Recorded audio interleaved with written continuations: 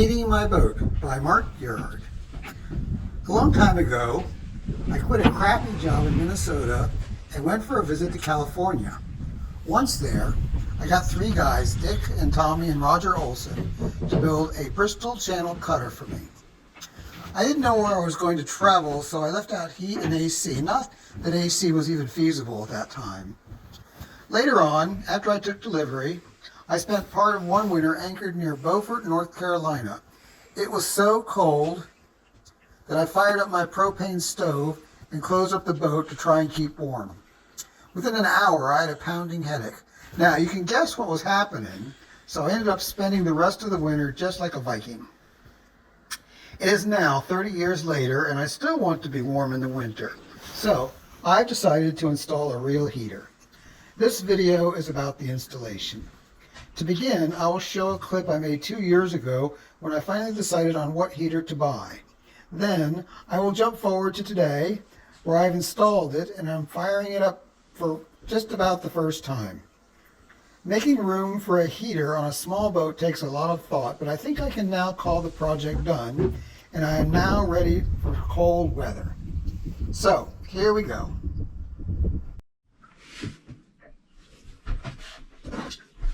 Okay, my boat heater has arrived. I'm on board. This heater came made by a company in Denmark, a small company, imported from a marine store in Hamburg, Germany, just arrived. And I went through a lot of research to get here. I started with forced air diesel heater with electric fan. That wouldn't do. Don't want to use electricity if I don't have to. Then I went through a wood burning, coal burning stove search. Decided against that and ended up with a drip fed diesel heater from Refleks. I actually haven't seen one of these live. I've seen them on the websites, I've seen them on Google, seen them in different places. This one I had made special order.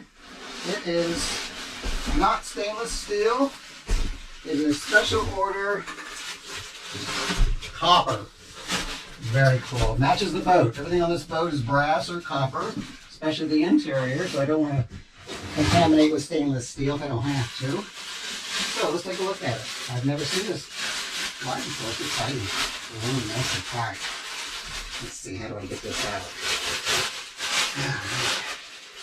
I need to tip it on its side. There's another minute, so I can tip it, I guess. Get my knife. Oh, here it is. Let me,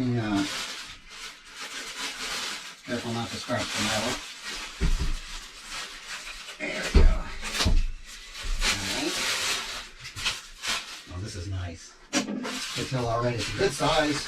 It has several sizes. This is the smallest one, and the smallest one had several options. Now I got mine special built in copper, like I say.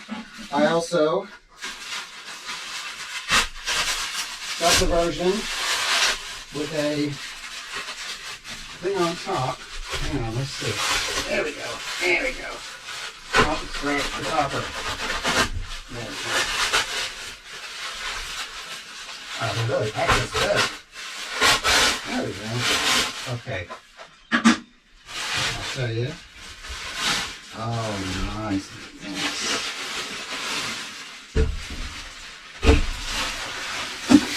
Wow. So this has a flue which exits on the side, not the top. The top can be used as a cooking area. Boil water. We also have a porthole.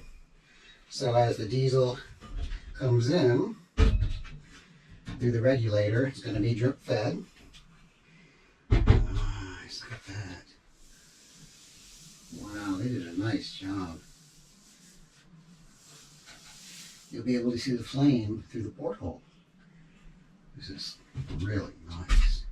Good size for the boat. This will heat the boat just nice. This is a Bristol Channel Cutter.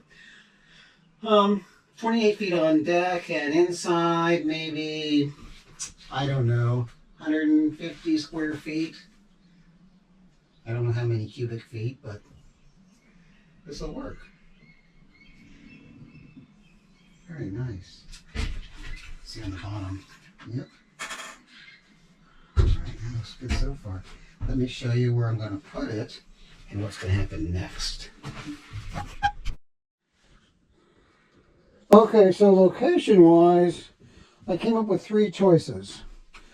So I didn't want to drill any holes in the boat for the flue. So right here in the derrate, I see a natural opening about the right diameter for a flue to go through, which means I wouldn't have to drill a hole. So that means first choice would be to put the heater right there, right here, in front of the chart table, in front of the berth. Flue going straight up, 6 feet, 90-degree bend, another 90-degree bend, up into the derrate vent, and a natural downdraft blockage at the top. However, that would mean that I lose access to the berth here, so sitting down is a problem. Can't do that. Getting in and out is a problem. Unless I remove the table, I didn't want to do that. So there is one other Bristol Channel Cutter that has a Refleks heater on it, and looking at the pictures of that boat, what they did, they took out the table. Table's gone. They cut the side berth right about here. They put the heater right here where my bicycle is. So they lost a full length berth. Plus, they can't pull this out. This actually pulls out, kind of makes a double bed almost. So they put the heater there. And they did drill a hole. I'm not sure where they drilled the hole. They either drilled a hole here underneath the propane box, or they drilled a hole in the cabin top. Either way, they drilled a hole. They lost their chart table.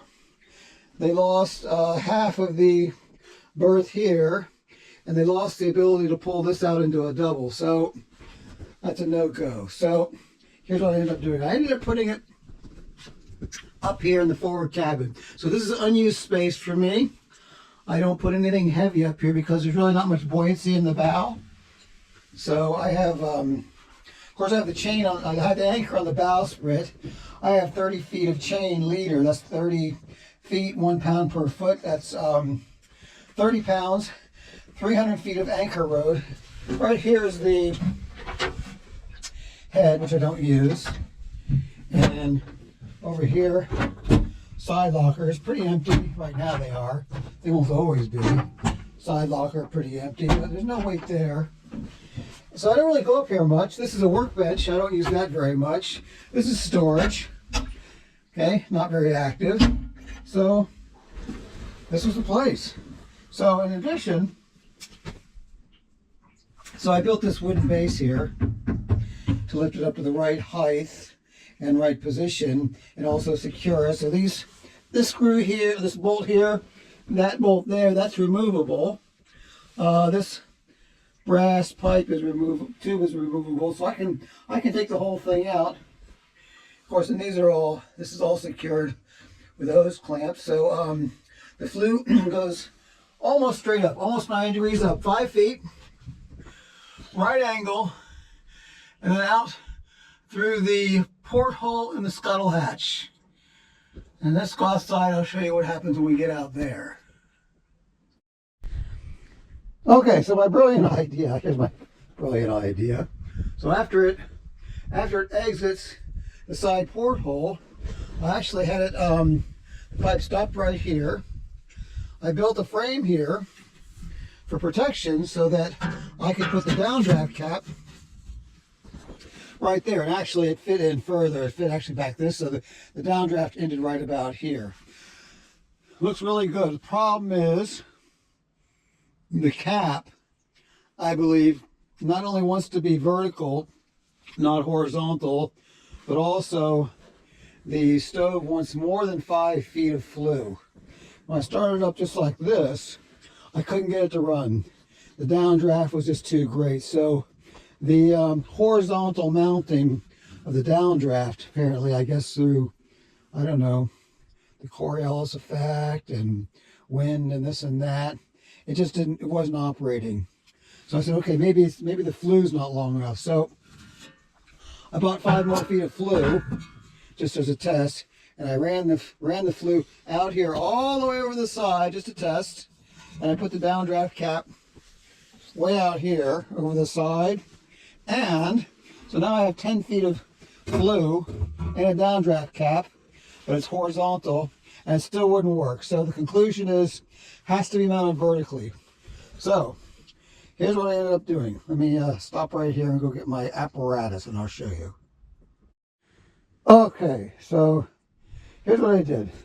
So I extended this a little bit, okay, and I got my 5 feet of tubing with a 90-degree bend, the downdraft cap on top, mounted vertically, and so I put this in like so, and now we've got 10 feet of downdraft, a downdraft cap mounted vertically on top, and we just need to keep it from falling over. So I'll show you what I did next. Hang on just a second. Here's what I did next. So to keep it upright,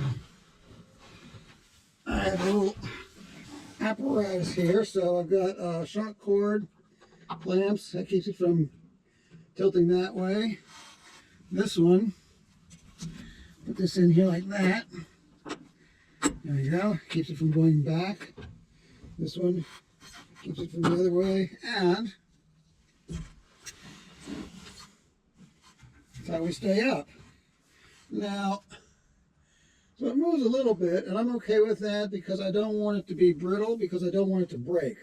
I want it to give a little bit, maybe under high winds, or if maybe a line hits it, right? I don't want it to bend, I want it to give a little bit. Or if a line hits it this way, it'll go that way, go this way. So I think that's a pretty good arrangement. So this can stay up while the boat's at anchor. When I'm underway, I'll just disconnect it. So to disconnect it, get ready to go, I will just undo it like that, take it off, and stow it below. This remains. This is good because I want to protect this cap here so that when I load the dinghy on board, the dinghy sits over top of the scuttle hatch, and the side of the dinghy, the gunnel, will rest just above here. So even if the dinghy rocks a little bit, it's not going to damage this. Plus, it's strong enough, I can actually step on this. So we're good on that. So this is scrap tubing. Tried out my welding skills on here. Looks okay, I give it a B-. Stanchion hardware, clamp, and a base. Cherry, which looks like mahogany. It's screwed right into the deck. So I did put a few holes in the deck for this. I did not put any holes for this. This is existing. So I did build a piece of wood here to flush it out. So that's how everything ended up. And on that position, the stove will start. I mean, the heater will start, and it will run in as much wind as I can find up here on the Great Wicomico River. So that's about it. Okay, let's crank this baby up. So it's about 40 degrees out there. Wind 25 to 30 knots. I've actually never started in this kind of wind, so we'll see. So I got a little checklist here. We'll go through it because we're starting a fire on a boat. So gotta be prepared for anything. So first thing I do is I take the top off, and I'm going to clean out the chamber. So I'll remove the combustion coil, and I'll go clean out all the residue from the last time it ran. Doesn't look too bad, but we're going to clean out it. This is like leftover diesel fuel. So soot, maybe a matchstick or something in the bottom, and it's not too bad at all. So that's probably the dirtiest part of the whole job. So now we're going to prime it with denatured alcohol fuel. It says basically it's denatured alcohol, and there's a lot of variation on how much you put in here. This is basically a warm up. It warms up, it heats up this coil. When I light it, this coil will get red hot. Once it's red hot, we'll let the diesel start to drip in, and the diesel will burn and keep this thing red hot and keep the diesel burning. That's kind of how it works. So what I do, I'm going to add 50 milliliters. Some people call it 5 centiliters. Some people say so many ounces.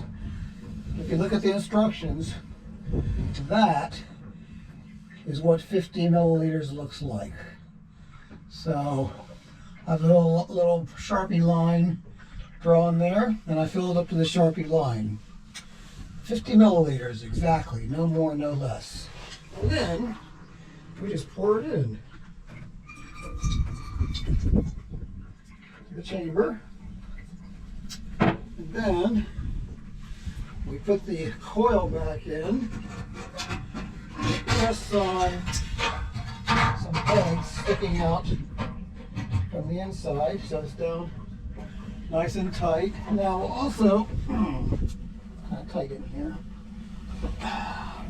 We're going to get our stopwatch, because once we light it, we're going to let it go for 5 minutes. There's my clock. We'll let it go for 5 minutes, and that will burn almost all of the alcohol. Get me stirred. Here we go.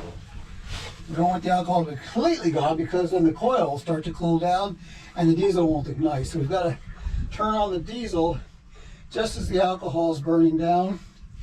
And the last couple times I did it, I noticed it took 5 minutes. The manual says 2. I'm getting 5. So we're going to let it go 5 minutes. We'll know because we've gone too long. If we hear it start popping like a frying pan, that means the alcohol is gone, and the remaining bubbles are just igniting at the bottom of the pot there. That's too long. So it'll go at most 6 minutes before it extinguishes. We want to let it go 5. So the instructions say throw a match down there, but I'll tell you what, odds are it won't light, at least for me. So I use this fire starter, and there's no hair on my top of my hands, and so that's why. So here we go. And I'm going to be putting this on almost immediately so that I can keep the air circulation down low. So here we go.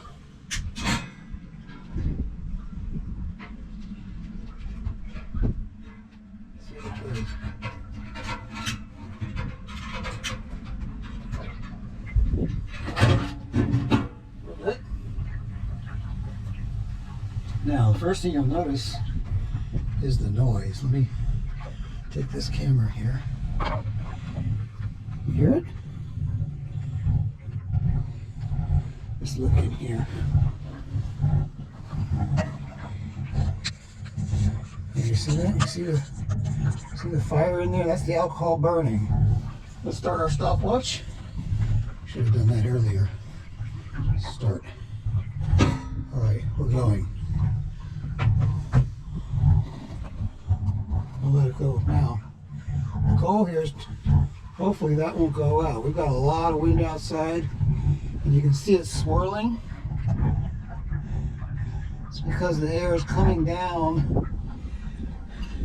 The air is coming down the flue. The downdraft cap is working. It's limiting the downdraft, but we got a lot of wind out here, so I'm not sure if it's going to work or not in this kind of wind, but we're going to see. As long as we can hear noise, we know it's working. So I'm going to check back in a few minutes. As we get close to 5 minutes, and we'll see what happens next. Okay, we're at 4 minutes. It looks like we went out early, so I'm going to open the diesel now. See if I can catch it. The coil is not red hot. Okay, just open that. Turn this on to 1. Okay, the diesel should be dripping. Now let's see if it catches. So we're looking in the porthole. That flame is right where the diesel would be dripping out. The coil is not red hot, so I doubt it will catch, but let's just see.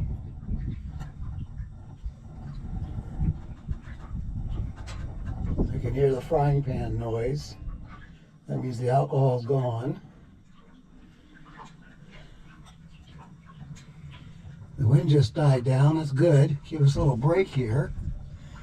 That'll limit the air circulation in the chamber. Hopefully help it to catch.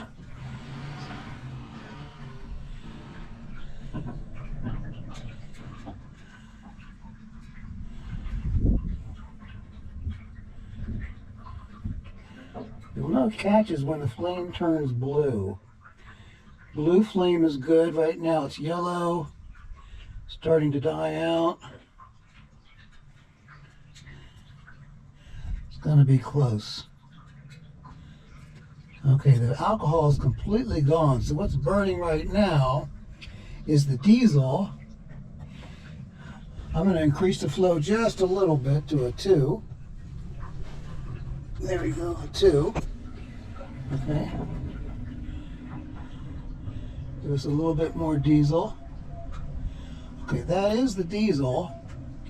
I can see in there's no alcohol in the bottom. I see dry land at the bottom of the chamber. And I see a little bit of diesel down there sizzling. I don't know if you can see it there. It's right below the coil. Ah, I'm starting to see some blue. All right, I believe we've got it. So, yes.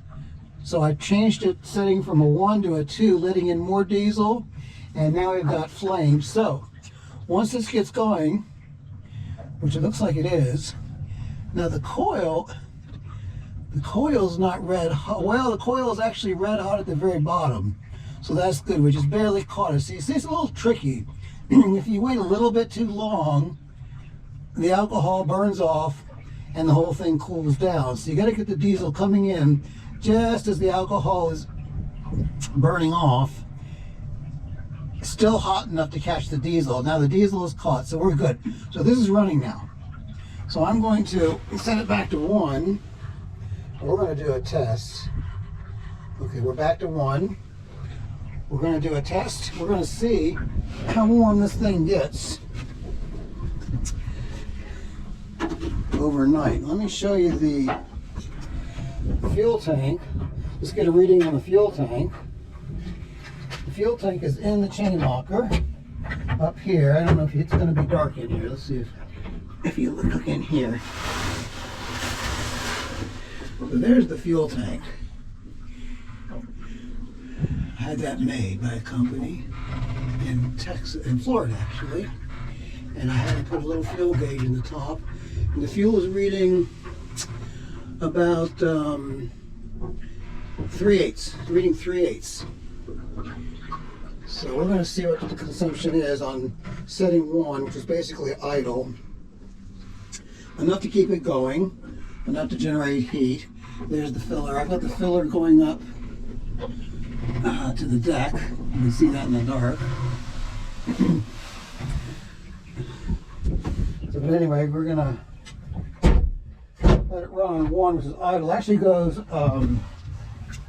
1, 2, 3, 4. Has 4 settings. So we're just idling. So this will be the lowest setting. And it's a radiator heat, so there's no forced air blowing out, nothing. It's just radiant heat like a radiator. And yes, it's hot right now. It's actually too hot to touch. So that's what we've got going. So I'm going to close up the scuttle hatch, and I'll show you what it looks like in the dark. It's a beautiful sight. Let me do this. Let me close the scuttle hatch. It's going to get dark in here. So we might be able to see the, not too dark, we might be able to see the flame a little bit better. There it is. So there it is on one. And there you go. So we're going to check back. The goal here is to heat the boat up to maybe, I don't know, if the boat can get up to 60 degrees interior, we'll call it a success. So let's check back in the morning. Okay, it's tomorrow. So it's been all night. Heater's been running on setting number 1. The boat's closed up, been closed up all night, so the portholes are closed, hatch is closed, skylight's closed, scuttle hatch is closed. Only thing open would be, I left the derade vents open. There's just a slight amount of air coming in. It's about 5 knots of wind outside. It's pretty calm this morning. Both derade vents. In real life, I would have left them open also because I want to keep some fresh air in the cabin. So let's go check and see where we are 20 hours later. So, a little dark in here, but yeah. So, yep, working just fine. Let me turn my lantern on. All right, let's go check the temperature. So I left the temperature gauge up here. Let's go take a look at it. So we got, okay, outside it's 34 degrees. That's pretty normal for coastal Virginia in December. Nothing unusual there. Inside, right here in the forward cabin, it's 47 degrees. So that's actually a pretty good temperature if you're a Viking. I don't have any fans running. I'm just testing radiant heat only. I could connect up my 12-volt fan and blow air out into the main cabin, which would raise the main cabin temperature a little bit, but I don't want to do that. I just want to test it all by itself with no assist. So that's what we've got. Let's see where the fuel is. 20 hours later, got my lantern now, so now I can see the fuel tank. So we started at 3/8. We're, well, we're still at 3/8. We're just a tad below 3/8. So we probably used maybe, I don't know, a couple cups full of diesel fuel in 20 hours. Can't even measure it. So we have to let this thing run for days and days and days to see any difference. So in fact, these Refleks heaters installed in the North Sea work boats and fishing boats, they had these heaters running for, well, all winter. They start them up in the fall and they'd run them non-stop until the spring. So here's what we're going to do. I want to see what it takes to get up to 60 degrees. When I get to 60, we'll say that it's good enough for regular people and not Vikings. So I'm gonna set this to 2. We'll go up one stop at a time. Let's see, 1, 2. Okay, we're at 2. I'm gonna check back in about, I don't know, what do you think? We'll check back in around 4 hours, so that'd be 24 hours. We're not going to measure fuel consumption anymore because we're changing the settings. We're now just measuring heating power. So we'll check back in 4 hours and we'll see how we do. So see you in a little bit. Okay, so I'm back. So let's check her out. See if it's still going. We're setting number 2. And that looks really nice. I see blue flame. I see the coil is glowing nicely. 2 is a nice setting. 1 might be a little bit too low. Just keeps the engine running. 2 actually looks like it's producing a a better effect, at least in the chamber. So let's check the temperature. Turn the flashlight on. There we go. Let's take a look and see what we got here. So, all right, baby. We got 61 degrees inside, 40 degrees outside. I believe we're right on target. So, I'm going to call it a success, which means that at setting number 2, it's producing enough heat to keep the boat at a temperature that I can live with as a normal person. Be too hot for a Viking. It's good for me. I'm still wearing my long sleeve shirt.